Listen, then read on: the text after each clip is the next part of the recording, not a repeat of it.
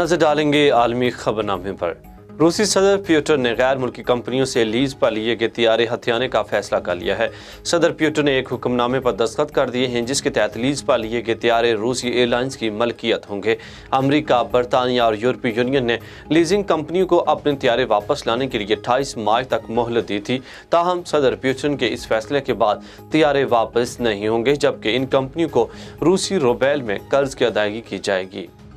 बरतानवी supreme court ने ऑस्ट्रेलियाई सहाफ़ी और विकीलीक्स के बानी जुलियन असांज को अमेरिका के हवाले करने के खिलाफ अपील मुस्तरद कर दी। बरतानवी हाई कोर्ट ने जुलियन असांज को अमेरिका के हवाले करने का हुक्म दिया था। असांज पर अमरीकी खुफिया दस्तावेज़ात शेयर करके लोगों की ज़िंदगियों को ख़तरे में डालने के इल्ज़ामात के तहत 18 इल्ज़ामात दर्ज हैं। जुलियन असांज ने विकीलीक्स के नाम से अमेरिका के हज़ारों खुफिया दस्तावेज़ात शेयर कर दिए थे, जिसके बाद वो कई साल लंदन में इक्वाडोर के सफारतखाना में पनाह गज़ीर रहे।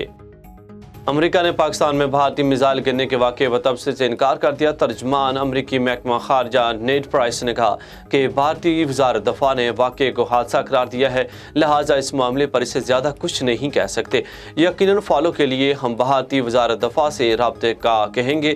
तर्जमान ने कहा कि 9 मार्च को जारी बयान में वाज़ेह किया कि हुआ क्या था, इससे ज़्यादा हम कोई तबसरा नहीं कर सकते।